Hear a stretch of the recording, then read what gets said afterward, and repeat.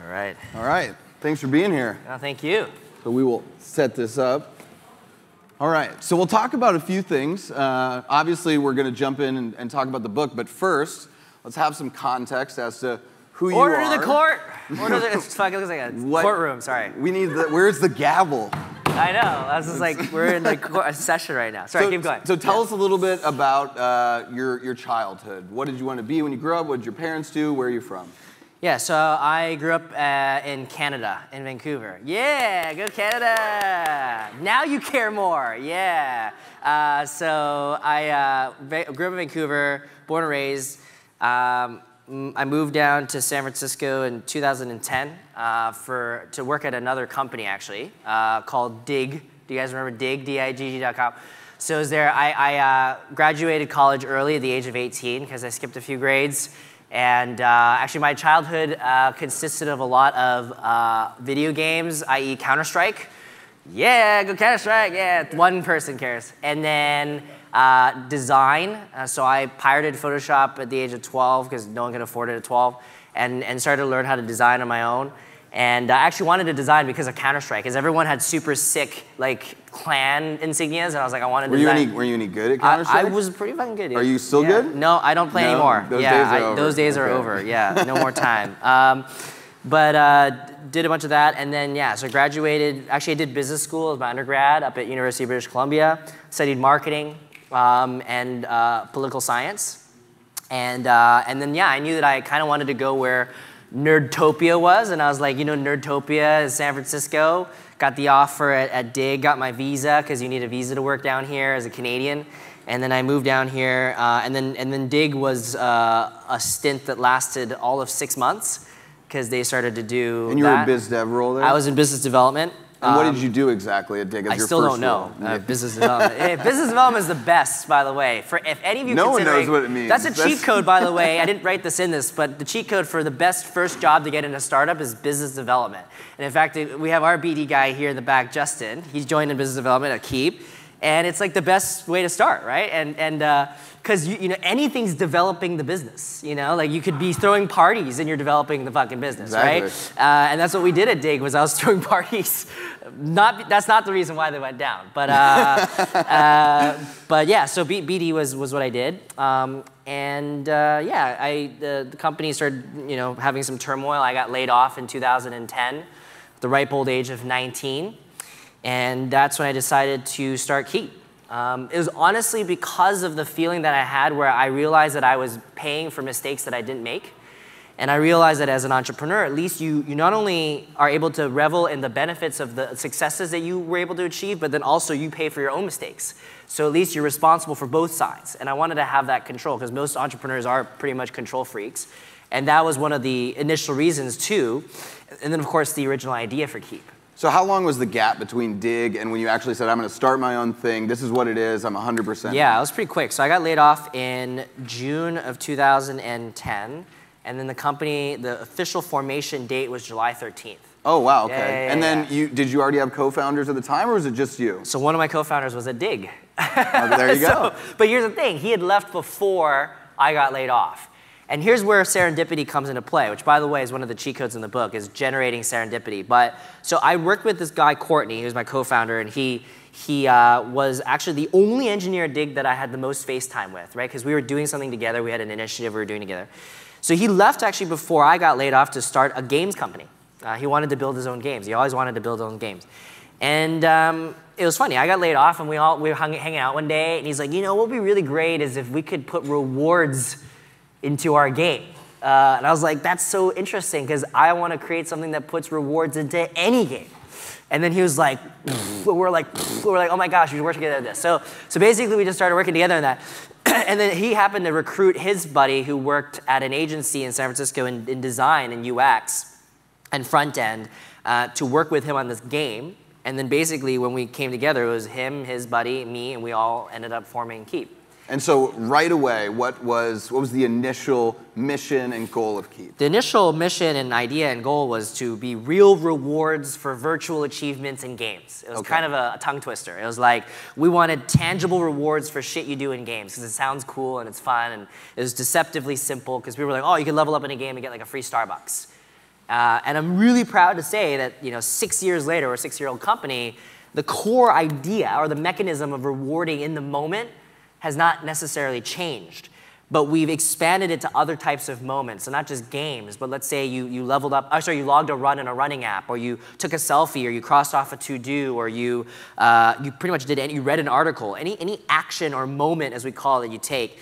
And then we just expanded our breadth of brands that we work with. So in essence, we were one of the few companies I think that didn't take like a hard 180 type of pivot. It was just evolution of the core idea. But what's interesting is sort of a lesson on vision. Like initially, the way we described it was very game-centric. But then as we evolved and as I got more coaching and as our exec team came together, we were like, what about the whole notion of just engaging consumers in moments that they live every day, right? That's a lot more all-encompassing, and in fact, it allowed us to expand to these other areas. Yeah, it wasn't so limiting. Correct. It wasn't just game, yeah. And then all of a sudden now, and then we raise money on blue skies, right? You guys all know this. When you're raising money as an entrepreneur, you're like, well, what if the moments were in connected devices? What if you could get rewarded for your fitness band activity, or you open your fridge and it's empty, and boom, here's a reward from Whole Foods, cool shit like that. And then all of a sudden, VCs are like, because they want to see blue skies. So let's go one step back. Yeah. As a first-time founder, a lot of people want to start a company to have their own company, right? Yeah. Or they want to start a company to make money. How important was it for you and Kiip to build a company off of that mission and then stick with it? And how can other entrepreneurs, especially first-time founders, learn from that? Well, I think the number one thing here is to know that on average, most large companies with big impact in society take at least 10 years to build, right? Like there's the exceptions, there's all the things that people like to romanticize about in the press and with each other, but at the end of the day, it takes time. So nothing, and in fact, wanting to do something quick overnight is not going to lead to something that's going to have long and lasting impact. Have you always been patient? No, I'm a very impatient person, right? So that's it's the funny balance thing. then, Yeah, this is it? like the longest full-time job I've ever had in my life, Like I've been doing this for 6 years, which most people were like, dude, aren't you like a serial entrepreneur and you want to do all this other stuff? But here's the thing that I realized that we had created, was we created an environment where my schizophrenia was coddled and actually facilitated. Because Kiip, we work with so many different verticals. We work with so many types of brands. The core concept stays interesting. Yes, the core concept remains intact, but you can then do all sorts of other stuff with other types of companies that keeps things interesting, right? And so I think you need to design a vehicle for you that is conducive to the things that are both your strengths and your weaknesses. So early on, what were the key metrics that got you guys to where you're at today? What made you able to scale, to raise money? Where did investors or where did your partners really see the life in the business? So in an attempt to make this generally applicable to everyone, I think it's like the fact that we were able to generate revenue from day one, right? So our business doesn't exist if there's no revenue that goes through it, because we rev share with our developers. We're a monetization platform. So you don't have money, you're not monetizing, right? So that was a very core thing that was very helpful on day one. And I think when you directly see money flow from point A to point B and you're able to take money out and create value, that is a business that you can grow. Now there's different mechanics you can use to make it more efficient and to be able to directly work with point A better or make that deal bigger or whatever it is, but these are things that were very helpful. The second was to have enough vanity metrics though that were able to validate your revenues. So here's the thing. If you only have so many shots, you can either say, oh, this drove this revenue, but then the next time you show the data point to the VC or your board or whatever and it doesn't do that, you're illegitimate. That one data point now has no legitimacy. And if you keep a track record of lacking that direct, 1 degree away from your metric to your revenues, you lose that credibility. So you need to pick wisely. You need to make sure that the metric you use, and for us, it was engagements. It was the number of engagements that the consumer did with the brand that led to more revenue. And that continues to be the core metric that we use today, is engagements and engagement rate. And so walk us through maybe some usage case scenarios of how anyone in this room maybe has used Kiip and they might not even know about it. Well, I think a bunch of you may have interacted with us without even knowing it, right? So we're now in 5,000 apps, about 120 million MAU, monthly active users. Our top customers last year were guys like Marriott, Coke, Pepsi, McDonald's, GSK, Kellogg's, Kraft, all consumer brands, Johnson & Johnson. what they would reward, so for example, Marriott, brilliant. They rewarded $5 Uber credits because if you're traveling, you're going to need an Uber to get around. Of course. Genius, right? We did a thing with Smartwater where we rewarded you with a song for your next workout, and then some workout lessons that were exclusive from certain celebrities, certain things like that.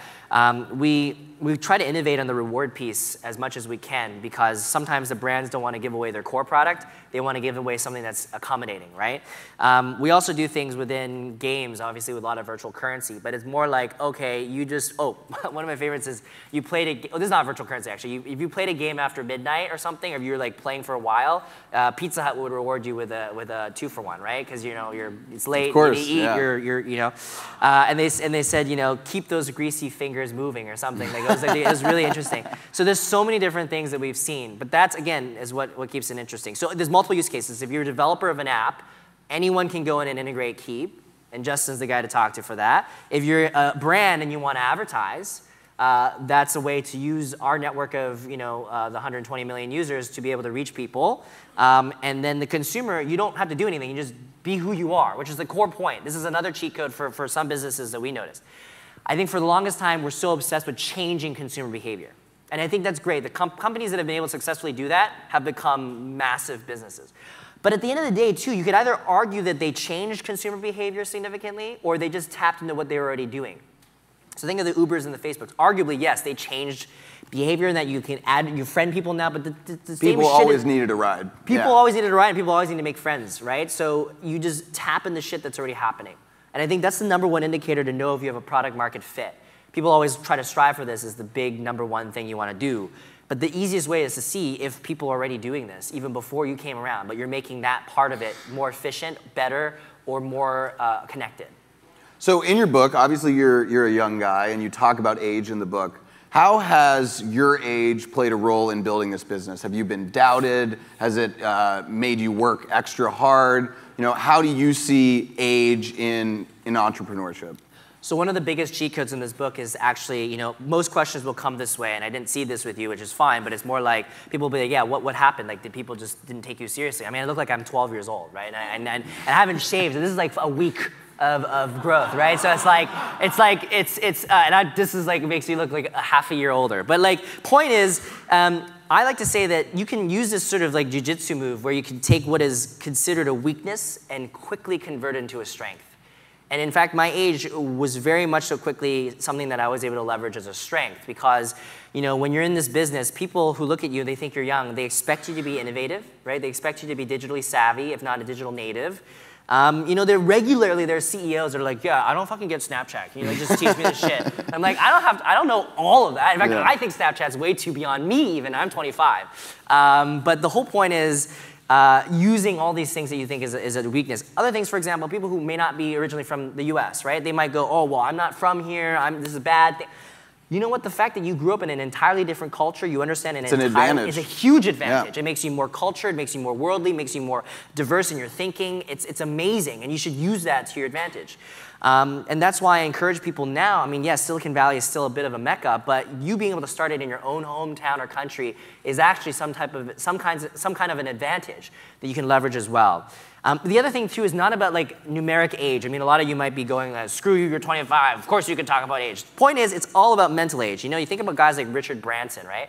The guy's like 90 years old, right? But he's actually like young. He's very young in his thinking. So happens when you live on an island too. Yeah, right? The guy's super youthful in his mindset, and it's a very simple formula. It's eternal curiosity and the willingness to, and the continued desire to learn.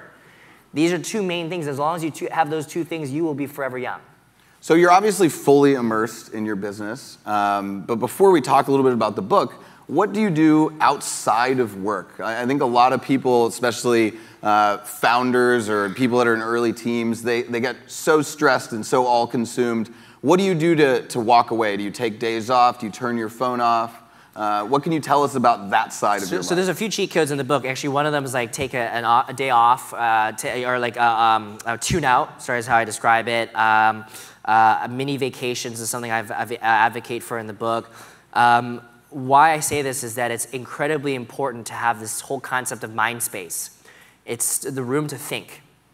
And unfortunately, a lot of us have this, and it's a very unhealthy culture here, especially here in this part of the world, where like killing yourself is a good thing, right? If you're not in the office till midnight, 1 a.m. First of all, if you're in the office till 1 a.m. every day, you have a very bad time management, right? You have a big problem with that. You clearly don't know how to delegate, right? And you don't know how to give yourself space to think, because that ability to think actually makes you more efficient. So occasionally I'll take days like a Saturday where I'll have no interaction with any digital things and use it to just daydream the shit. Like staring at like a wall? Go do an activity you like. So for me, it's like I love skiing. I play ice hockey. I know I'm super Canadian. These are things that, naturally. But you listen to Bieber. Yeah, there's Bieber, Nickelback. There's these activities that we all do that are meditative. You know what I mean?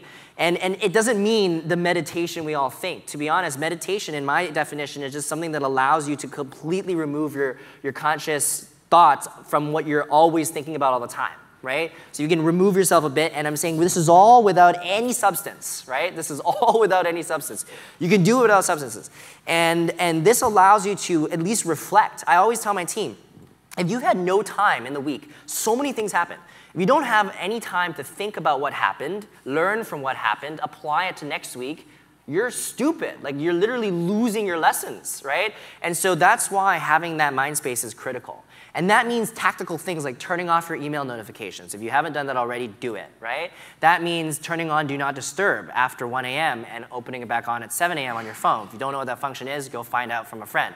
There's so many things that you can do now to at least make sure you have that balance. And it's so unbelievably important because you will lose yourself. You will become crazy if you don't do those things. Especially when you raise $32 million for your company, right?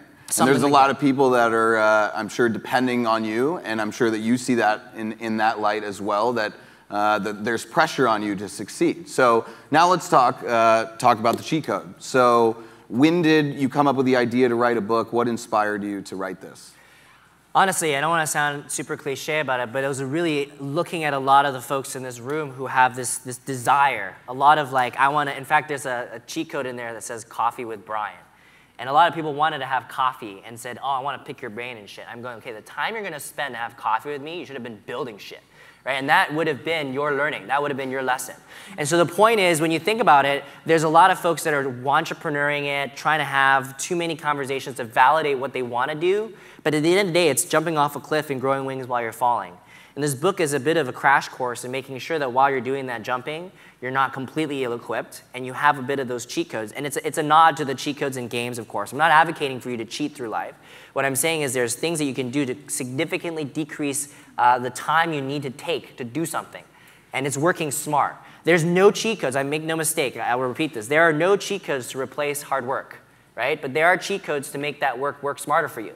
And that's what this book is all about. So maybe before we have some time for Q&A, you can talk to us about your favorite chapters of the book, or maybe some of the best themes of the book. For people that are thinking about buying it or haven't heard of it until today, you can give them some insight as to what they can get from it. Well, there's one of the cheat codes that people have really resonated with is know your superpower. And the whole premise of this is there comes a point in your adulthood where you stop trying to focus on fixing all your weaknesses and you focus on putting all your energy into your strengths.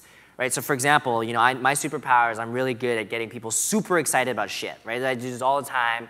It's what I know I'm good at. What my superpower is not is math. Right? I just know that I won't be able, I know it's hard to believe, but and then here's the thing, my parents, and no matter how many tutors they threw at me when I was growing up, it's not like I'm not going to be great at math, right? Yeah. And I knew this. So the whole point is you find complementary superpowers. And this is a quick crash course on how to design a perfect co-founding team, is to make sure you don't have too many overlapping superpowers. You see this time and time again in a co-founding unit. If you have 2 or 3 people with overlapping superpowers, it's not a good thing. And so being able to create complementary superpowers is absolutely critical. And that also leads, though, here's how you probably ask me, how do I know my superpower? Your superpower may not be directly related to what you're doing all the time. You know what I mean? Meaning, if you studied math, you're not going to be a mathematician. You study history, you're not going to be a historian. And this is the thing about what I think our education system has to be a bit better at accommodating people on, is that the very subject you learned could be ancillarily related to something you're actually doing and maybe augmented. So for example, our top salespeople, inevitably, I've seen very few exceptions to this, all did improv or drama in school. And the reason why it makes perfect sense is to be a great salesperson, you have to be good at making shit up and make it, So acting. if you want to apply to Kiip, you know what to include in your resume. Yeah, exactly. There you go. Parties. Partying, yeah, exactly. Improv, partying and improv, comedy, exactly. That's all there you need. Go. Hockey, yeah, video games. The other thing is being able to be obsessed about something. So how many of us go to these conferences and there's always someone's going to go like, follow your passion.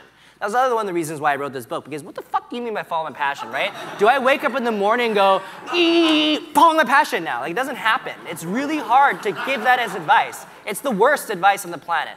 What I wanted to break it down to with the superpower is find something you're obsessed about. Obsession leads to passion. Passion leads to your superpower because you spend so much time on it, you perfect it, you hone in on that skill. And that superpower becomes something you can leverage to be potentially successful. And obsession, just being capable of being obsessed with something, is something we look for when we hire someone or when they're about to start something. And I'm sure a lot of VCs look for this. You could be obsessed about anything, but just knowing that you can be obsessed about something is a huge deal. Awesome. Well, now we'll do some Q&A for Brian, and we'll just let you go ahead. Oh, and then we have books to give away. So if your question is really good, I don't even know how we're going to give it away.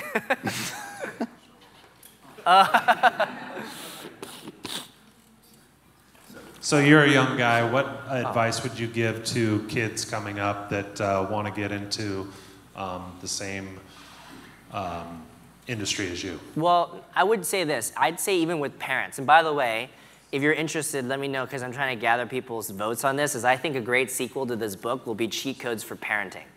Because I think, and I want my parents to write it. But the thing is, the thing is having your kids, or if you're young, to try as many things as possible. I think the one thing that was very enlightening to me was being able to travel at a young age. After I graduated, or before I graduated when I was 17, I did an exchange in Southeast Asia. Point is, you have a chance to see how big the world is, and when you're living in, we all get, here's the thing, when you ask a kid what they want to be when they grow up when they're young, it's like, I don't know how it is now, but it's like, I want to be a astronaut, I want to be a firefighter, I want to be a policeman. Because you read this shit in the books, you only know what you see, right? So if you can expose them to more, then they'll go, well, and then you have, a little girl who might want to be an engineer. And like these types of things start to come across and create these modern definitions of careers, which I think the word career is going to be completely redefined, and already is completely redefined. I mean, you can't just yell it. My question to you is, these codes are great, but I think in startups we go through stages. For example, these codes the codes that you might have used when you were starting off from 0 to 1 would be different from 1 to 2. Yeah.